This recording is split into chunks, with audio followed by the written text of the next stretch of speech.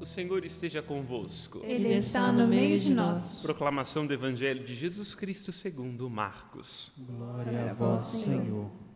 Estando com seus discípulos em Cafarnaum, Jesus, num dia de sábado, entrou na sinagoga e começou a ensinar. Todos ficaram admirados com o seu ensinamento, pois ensinava como quem tem autoridade, não como os mestres da lei. Estava então na sinagoga um homem possuído por um espírito mau. Ele gritou: "Que queres de nós, Jesus Nazareno? Vieste para nos destruir? Eu sei quem tu és o Santo de Deus." Jesus o intimou: "Cala-te e sai dele." Então o espírito mau sacudiu o homem com violência, deu um grande grito e saiu. E todos ficaram muito espantados e perguntavam uns aos outros: "O que é isto? Um ensinamento novo dado com autoridade? Ele manda até nos espíritos maus e eles obedecem." E a fama de Jesus logo se espalhou por toda a parte, em toda a região da Galileia. Palavra da salvação. Glória a vós, Senhor. Pelas palavras do Santo Evangelho, sejam perdoados os nossos pecados. Amém. O autor da carta aos Hebreus é paraninfo, uma vez mais, desta liturgia, no início desta semana, que marca o início do tempo comum. Na carta aos Hebreus temos um discurso, um gênero quase, poderíamos dizer, homilético, a transmissão de um ensinamento, dirigida num sentido próprio, imediato, aos judeus que acolhem na fé Jesus Cristo, Jesus como Cristo e como Messias, dado que comunicada aos judeus, naquilo que, como no contexto exegético chamamos de Sitzenleben, o contexto vital de onde floresce esta mensagem de fé, dirigida aos hebreus, está toda ela repleta da simbologia, das categorias, das chaves de leitura, das palavras do âmbito judaico, para poder fazer esclarecer que naquilo que era sombra no Antigo Testamento, naquilo que era passageiro nas escrituras veterotestamentárias, dá-se o prêmio e florescimento do que se cumpre em Jesus. De modo como esclarecemos ontem na liturgia da tarde, que a Dei Verbum, que após a constituição dogmática do Concílio Vaticano II, que trata da revelação, ou seja, desta experiência pedagógica, amorosa, de um Deus que se dá a conhecer, assim diz a Dei Verbum, que o Novo Testamento está todo patente no Antigo, está contido no Antigo, assim como o Antigo Testamento está latente no Novo, ou seja, se expressa, se esclarece no Novo. Hoje, o autor aos Hebreus, nesta perícope preparada a nós, nesta sabedoria da Mãe Igreja, para que nosso café da manhã também seja nutrido, não só com o pão que perece, mas com o pão que é a própria palavra de Deus, que nos dá alimento. A carta aos Hebreus relê o Salmo 8º. Assim, no capítulo 2, versículo 6, da letra aos Hebreus, está: "A este respeito, porém, houve quem afirmasse: o que é o homem para dele te lembrares, ou o filho do homem para com ele te ocupares? Tu o fizeste um pouco menor do que os anjos, de glória e honra o coroaste, e de todas as coisas pusestes debaixo de seus pés." O autor da carta aos Hebreus, em sentido alegórico, portanto, apontando para a realidade de Jesus Cristo, relê o Salmo 8º. Se vamos, em primeiro lugar, à originalidade histórica do Salmo 8º, aquele alcance próprio de quem o tece em poesia, em profecia, vemos um panegírico a respeito de Deus. E, por causa de Deus, aquele que é reflexo de sua glória, o ser humano. O Salmo 8º, nesta pergunta retórica, que é aquela que nós fazemos já esperando a resposta, quando uma mulher, por exemplo, pergunta ao seu marido: por algum acaso você estava ontem em tal lugar? Ai dele se disser que não estava, porque geralmente a mulher, quando pergunta, já sabe. Por isso não vale a pena mentir para as mulheres, não é? Até mesmo porque, a depender dos dias do ano em que ela matar o marido, terá um atenuante hormonal. Assim também o Deus de Israel, os Salmos, a pergunta é retórica: o que é o homem? O homem é, pois, constituído à imagem e semelhança de Deus. Portanto, toda a glória que se dirige ao homem, todo o panegírico a respeito de sua grandeza, todo elogio feito ao ser humano, antes de tudo, é um engrandecimento de Deus, porque o ser humano foi constituído à imagem e semelhança de Deus. Por imagem, se quer dizer que toda a vida humana é, pois, uma representação daquilo que Deus é. E por semelhança temos o que chamamos de caráter analógico, a semelhança daquilo que Deus é, em sua vontade, em sua sabedoria, como aquele cuja palavra ordena a criação, o homem também, com sua memória, inteligência, sensibilidade, como um tenente de todo o universo criado, deve se comportar. Portanto, vejamos que no Salmo 8º dá-se um verdadeiro antropocentrismo. Esclareço, vamos à etimologia, para que ninguém se assuste. Antropos, homem, no sentido de ser humano. Centrismo, no centro. Nós, desde o iluminismo, tendemos a pensar que colocamos o homem no centro. Cá eu tenho as minhas dúvidas, sobretudo porque aquilo que começou com a perspectiva descartiana, cogito ergo sum, penso, logo existo, o homem valorizado em sua individualidade, Hamlet, que pergunta, ser ou não ser, termina desaguando no ser humano, tornando-se mais um objeto de consumo. Portanto, cá eu, com todo respeito evidente a Descartes e Hamlet, mas com um pouco de mais de suspeita sobre o sobrinho de Freud, que é, pois, o pai do marketing, cá eu tenho minhas dúvidas se nós hoje estamos verdadeiramente no centro, como prometeu o iluminismo, ou seu neto não se tornou um conjunto de informações à mercê de algoritmo, ou eu e você não somos dominados porque temos o tempo todo nas nossas mãos um objeto que tem menos de 15 centímetros e influencia a nossa relação com o tempo, com o espaço, vai nos sugerindo coisas de que nós não necessitamos. Ou, ao fim e ao cabo, nesta nossa cultura, onde se apregoa a liberdade de fazer aquilo que nos dá na telha, nós não encontramos homens e mulheres que imaginam que, a partir daquilo que exibem dos seus corpos ou de sua conta bancária, são homens e mulheres mais especiais. Eu não acho que nem o homem e a mulher, nem o ser humano estão no centro nesta nossa cultura. Lembremos-nos de Elis Regina, que em uma de suas críticas dizia, não é? Sombra dos bens futuros, poderíamos dizer, eu não sou uma cantora que canta, com a parte de trás, não é? Para que nenhum de nós se sinta constrangido. Pois é, não é o homem nem o centro. O que está no centro é o consumo, o desejo. Nós nos tornamos objeto dos nossos celulares, de nossas redes sociais, de nossos prazeres e de nossos anseios. Vivemos para os bens e para as suas ilusões. O que é o homem? Bom, se a pergunta for sobre o homem contemporâneo, o homem é um ser náufrago em meio aos desejos, perdido em meio aos algoritmos, com uma consciência desidratada, sem saber de onde veio e para onde vai. Mas essa não é a nossa vocação. A nossa vocação primeira, antes de tudo, é sermos coroados de glória e esplendor, porque feitos à imagem e semelhança de Deus. É muito bonita esta poesia do Salmo 8º, relendo o livro do Gênesis, porque se vamos lá ao segundo relato da criação, um relato mais antigo, vemos que o ser humano é, pois, o objeto de um fazer de Deus.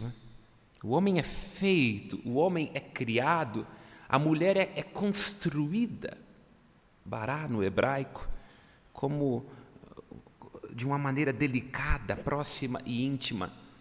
O Senhor Deus forma o homem do Adamá, da terra, retira a mulher do sono, das costelas, da abertura, a reciprocidade que se encontrava no coração de Adão.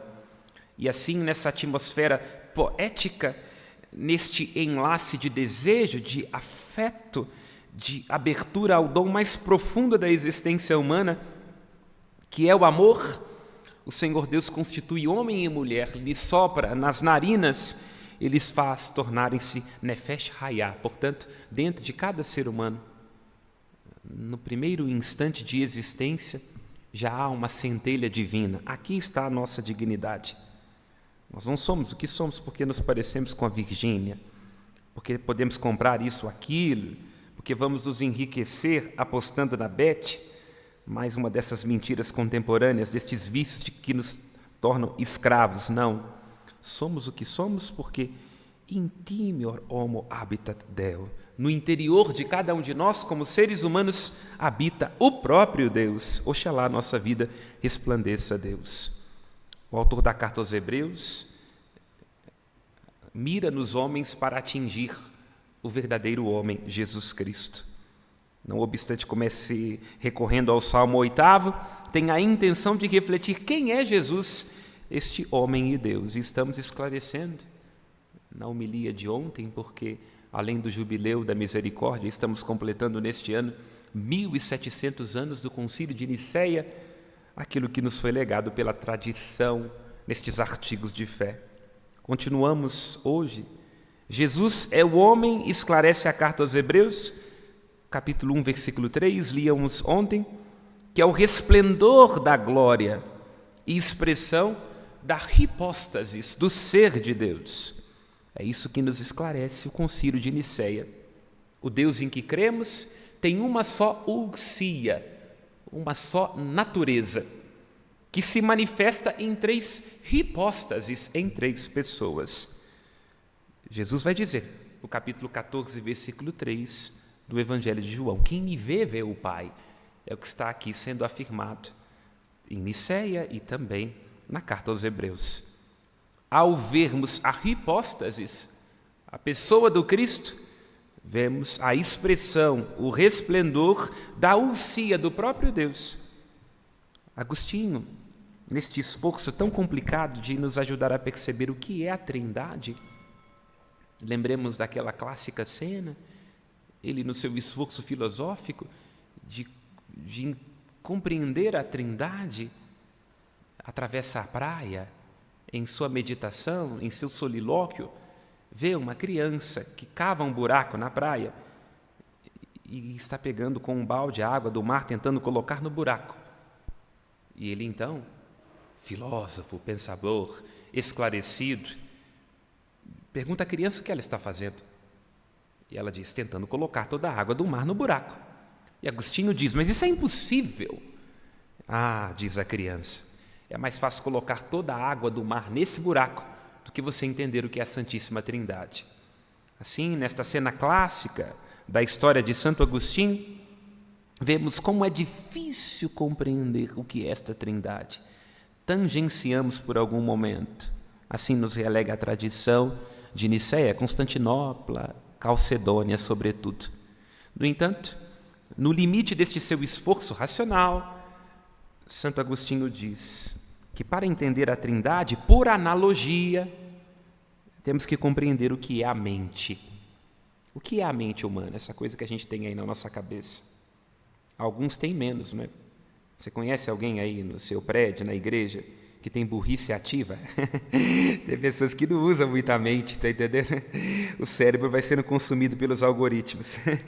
Mas, via de regra, nós temos mente, quer dizer, nós temos essa dimensão interior, subjetiva, imaterial, poderíamos dizer.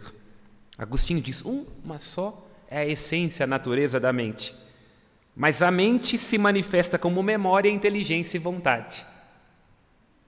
Nós gravamos as coisas a partir da experiência que temos, Nós temos inteligência, podemos compreender as coisas no seu íntimo e trazer as coisas para dentro da nossa cabeça. Isso é um conceito. E temos vontade.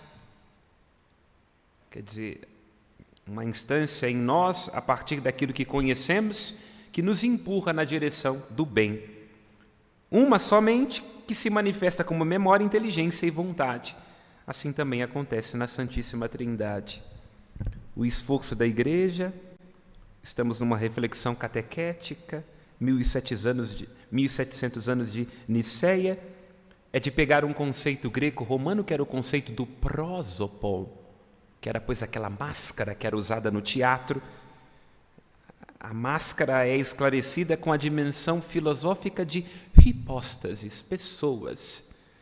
E a partir destes dois conceitos, a expressão latina persona, de onde vem pessoa. Aí temos um desafio, é claro, não é? Porque os conceitos são sempre um território em disputa.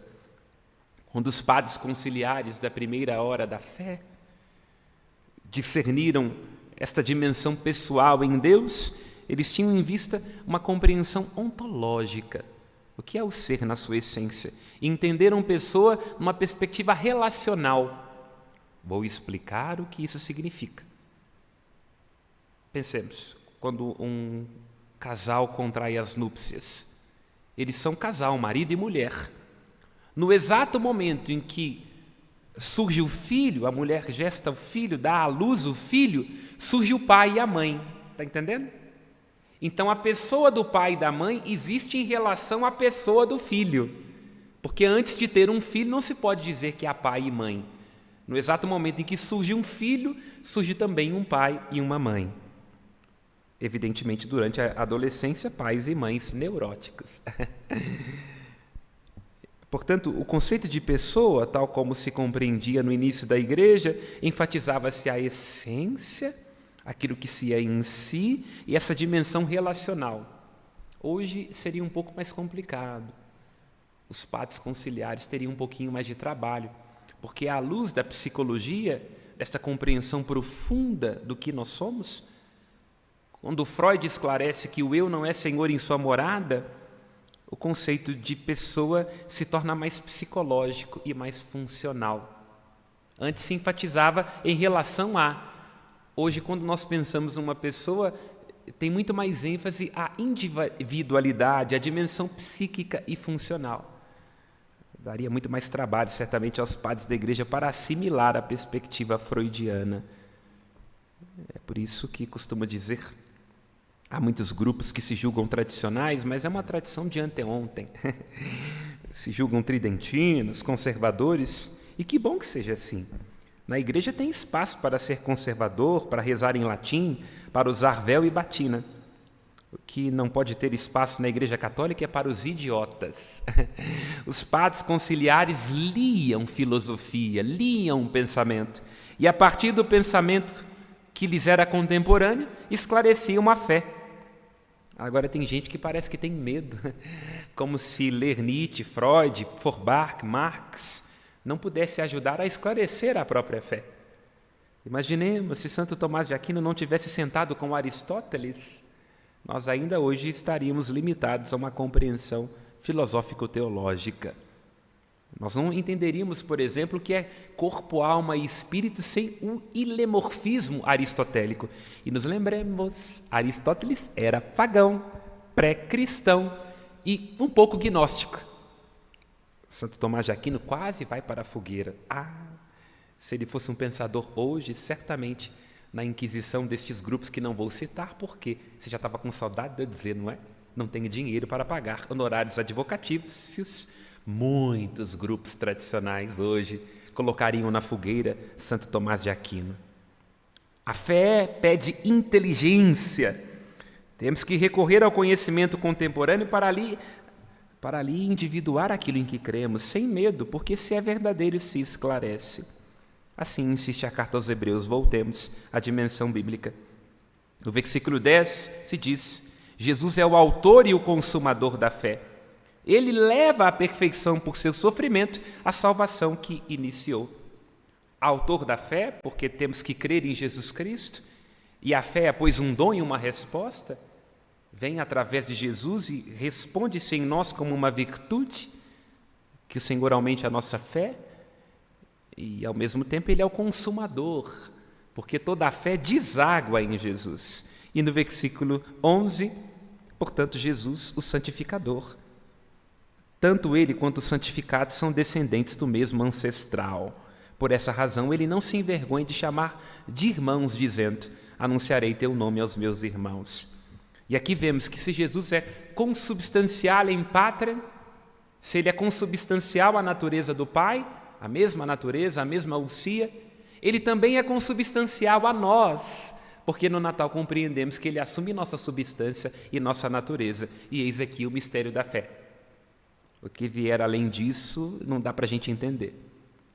Tanto que os padres conciliares, neste momento, criam expressões bastante embaraçosas, quando dizem que Jesus, sem deixar de ser o que era, passa a ser o que não era.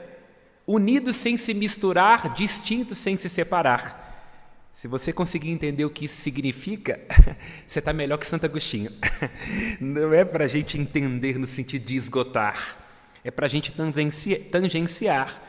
Sem deixar de ser o Verbo eterno, passa a ser o que não era, o Filho gerado da Virgem Maria. E ao mesmo tempo unido, mas sem se misturar. Distinto, porque são três pessoas em Deus, sem se separar. Este é o legado da nossa fé. E aqui terminamos com o Evangelho, porque se diz que Jesus no dia de sábado ensinava com autoridade. E essa palavra autoridade no grego se reporta àquilo que estamos dizendo. Autoridade no grego é a junção de duas palavras, ek, uma preposição que quer dizer de, a partir de, e ousia, essa ousia mesmo, essência, natureza. Jesus é aquele que fala a partir da ousia, a partir da natureza, daquilo que Ele é, e é o que vai se esclarecendo no itinerário do Evangelho de Marcos.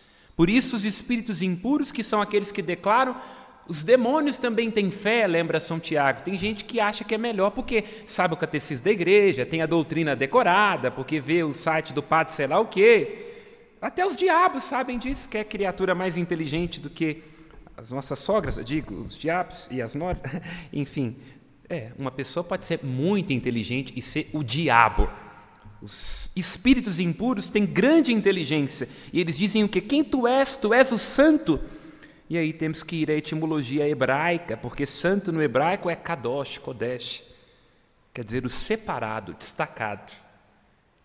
Em termos narrativos, Marcos está apresentando o que vai se tornar fórmula de fé.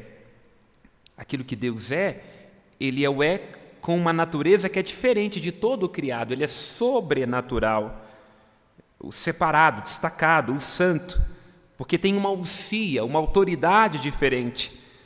Por isso, Deus é da ordem da outridade, Ele é o totalmente outro, não se confunde com o criado, não cabe à nossa cabeça, nem em nossas fórmulas religiosas, nem em nossa pretensão, nem em nosso partido. Ele é o totalmente outro, Ele é o santo. Todos se enchem de espanto e perguntam: o que é isso? O que é isso? Isso. O que é isto? Essência. De onde vem? É Deus, nosso Senhor, o Todo-Poderoso. E termino, não poderia me furtar, já que tive este surto de catolicidade. Não se assuste com a minha ironia. É próprio dos coléricos. Com Nietzsche. Claro, não poderia terminar falando dos padres conciliares sem citar Friedrich Nietzsche, quando ele diz, brincando, que na nossa vida temos que buscar autoridade, sermos autorais. Isso. Para Nietzsche, a nossa existência tem que ser uma procura contínua de afirmarmos a nossa vida, tornarmos aquilo que nós somos. Hoje tem um tanto de gente que é cópia. As mulheres querem ser cópia da Virgínia, outros querem ser cópia do Zé Felipe, outros querem copiar não sei quem que ficou rico. Nós não somos cópias, nascemos originais, à imagem e semelhança de Deus. Cada um com suas próprias características, mas a imagem e semelhança de Deus. Me apropriando selvagemmente de Nietzsche, até quem é ateu, até quem não crê em Deus, tem que se perguntar se está vivendo esta vida com autoridade, com exousia, bancando-se a si mesmo, tornando-se quem se é, ou está sendo uma cópia mal feita de sabe-se lá Deus quem. Que Deus nos dê autoridade, autoria. Louvado seja nosso Senhor Jesus Cristo. Para sempre seja louvado. Apresentemos cantando nossa vida, nossas contribuições generosas, nosso coração.